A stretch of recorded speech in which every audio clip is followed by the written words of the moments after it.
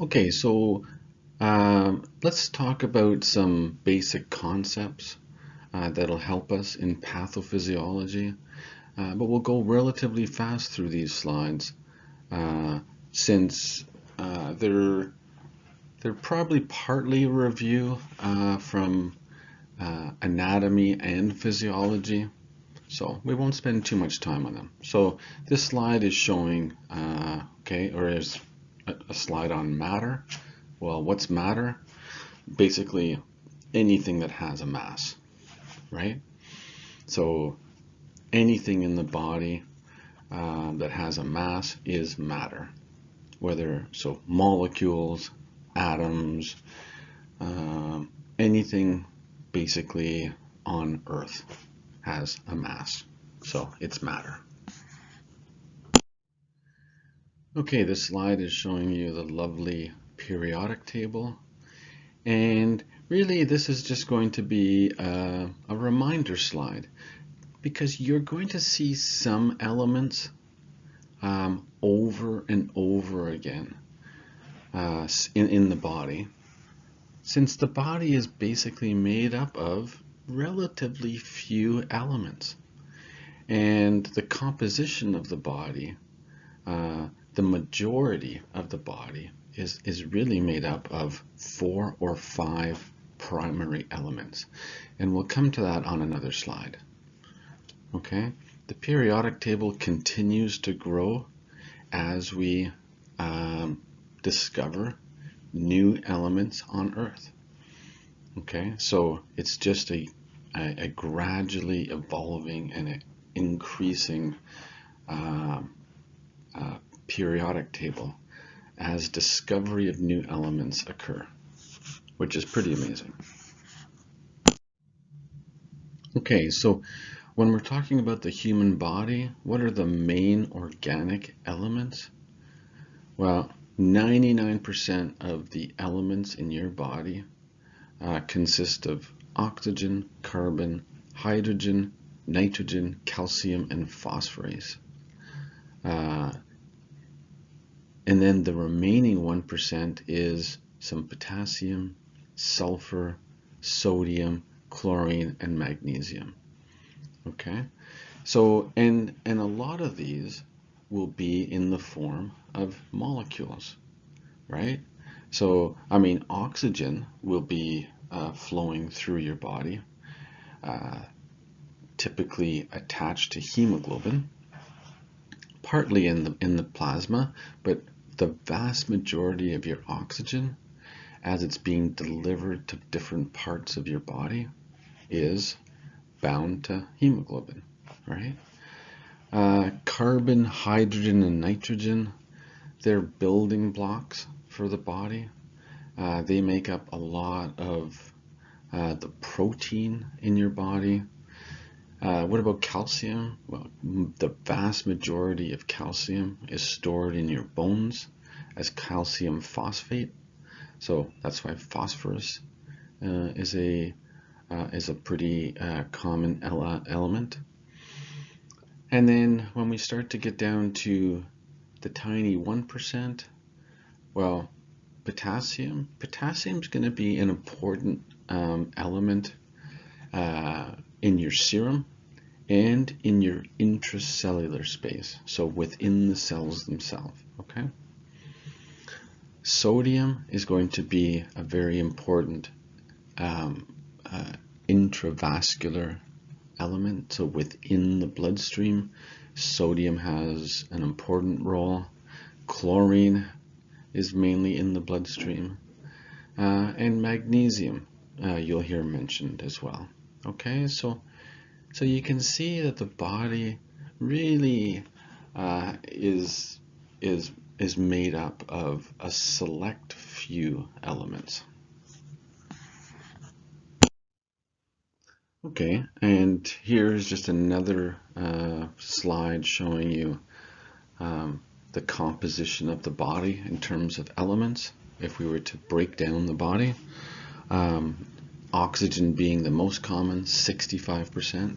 And that doesn't just mean oxygen that's flowing in your blood bound to hemoglobin, right? Oxygen is bound to many molecules. Um, it's made up of many molecules that are in your body's structure, and in a variety of different body parts. Okay, carbon is often the building block, the backbone structure of many molecules in the bloodstream. Hydrogen, another one, and nitrogen. So really, when I think of elements of the body, the first five that come to mind: oxygen, carbon, hydrogen, nitrogen, and calcium. Those are the big ones. And you'll see those elements over and over again when we're talking about molecules of the body. And then really after that, it becomes a very low percentage. Even though you're going to hear about potassium and different electrolytes in the bloodstream, and when they're abnormal, how it affects the body, they're still at a very tiny percentage of overall elements in the body. Okay, so what's an atom? Smallest particle of an individual element, right? So it consists, so each atom, say of any element, just choose an element: gold, hydrogen, oxygen. The smallest particle is an atom. And what do atoms consist of? Well, they consist of neutrons, protons, and electrons that are circulating around the nucleus of the atom. Okay, so you have protons and neutrons within the nucleus, and you have electrons circulating around them. Okay, electric charge. This will become important when we talk about what's called ions. So molecules or atoms can develop an electric charge. Typically, if they have an extra electron, electrons are typically negative, they'll have a negative charge. Okay, if they're missing an electron, they'll have a positive charge. Why is that? Because electrons have a negative charge.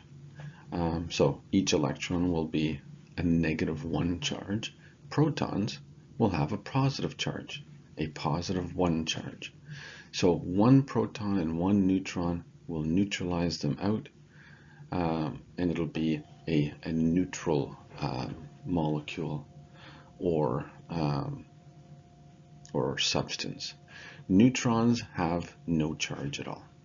Okay, so if you have an ion, which is a electrically charged particle, if it's positive and you have another one beside it that's positive, they're not going to want to come near each other. They repel each other. If you have a positively charged ion and a negatively charged ion, well, positive and negative attract, and they want to come together. Okay. Okay, so within the nucleus of an atom, whichever element we're talking about, there's protons and neutrons. And protons, each proton has a +1 charge, and the neutron, absolutely no charge. Okay? And around this nucleus, there's shells of electrons that are rotating around the nucleus, and these electrons each one has a -1 charge. Okay, so depending on how many protons you have and how many electrons you have will determine the overall charge. Okay, so when we're talking about an element, just think of the periodic table. and the periodic table lists all the elements. Now, within the nucleus, the protons and the neutrons. Okay, protons are positive, neutrons are negative. The circulating electrons in the orbits around the nucleus, each one is negative. Okay, now what about atomic mass? Well, electrons have no mass. So when we're calculating an atomic mass, all we need to do is add up the number of protons and the number of neutrons, and that will tell us our atomic mass.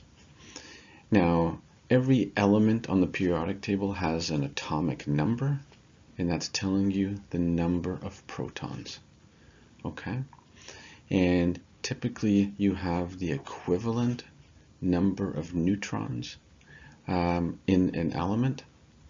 So because they both have the same weight, the atomic number, which is number of protons, plus the number of neutrons will be the atomic mass. Okay?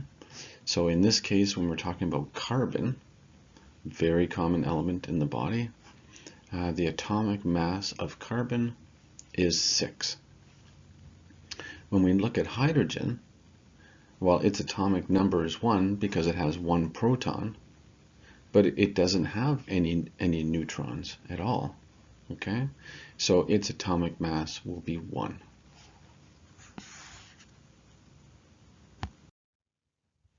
Okay, so when we're talking about elements that come together, they form molecules, right? So molecules, which there are a tremendous amount of different types of molecules in your body, are two elements or more, often more, that have come together to form a molecule. Okay, so a perfect example is oxygen. So oxygen happens to be two identical atoms, but when they come together, they form an oxygen molecule.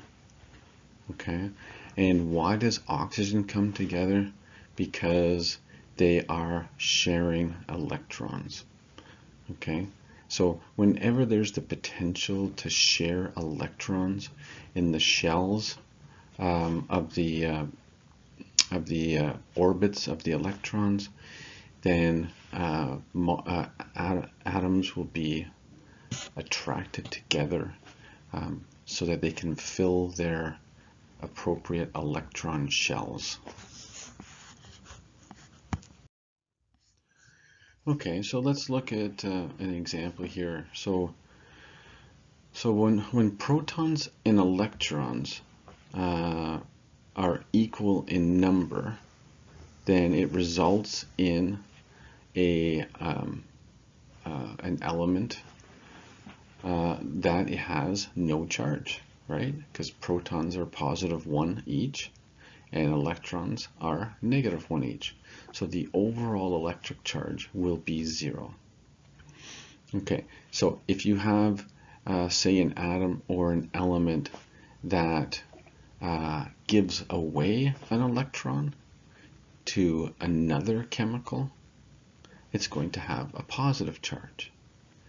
If it takes an electron from another molecule or element, it has an extra electron, it's going to have a negative charge.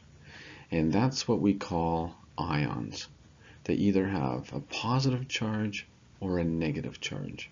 So above in this slide, you'll see a hydrogen ion, which is H+. Why?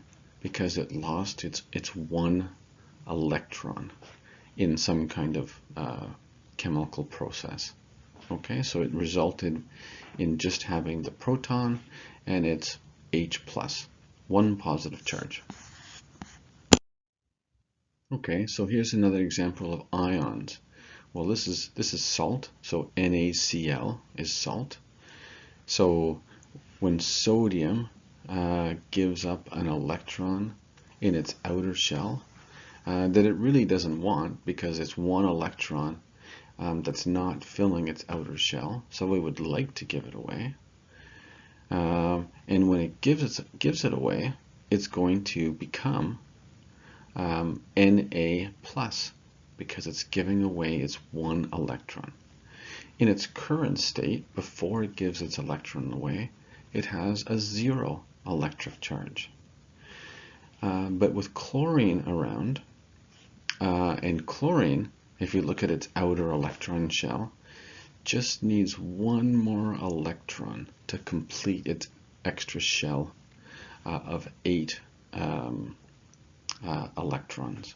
So it's more than happy to take the electron in the sodium outer shell to have a complete outer shell in the chlorine atom.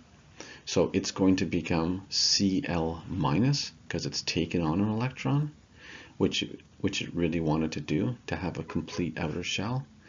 And sodium is happy to give it away because that outer shell that just had one electron is now empty, and it goes to the next shell down, which is complete.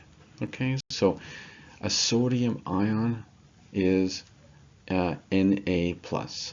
A chloride ion is Cl minus. Okay, so this is the process of forming ions, where electrons are either accepted or donated. And depending on the outer shell of electrons, some elements will be much more motivated to take an electron or give one away. So sodium, for example, is more than happy to give away its one outer shell electron, and when it does, it becomes sodium ion, Na+, and when it gives it to chloride or chlorine, chloride is more than happy to accept that electron to complete its outer electron shell, and it becomes a chloride ion, and it's negatively charged. Okay, so when we're talking about ionic bonds, it's really a chemical bonding that involves the electrostatic attraction between oppositely charged ions. Okay, so sodium ion was +1, chloride ion was -1, so they attract each other, right? So opposites attract. And in this case, chloride wants to take an electron from sodium, and sodium is more than happy to give up the electron, so it becomes positive. So ionic bonding involves the electrostatic attraction between elements.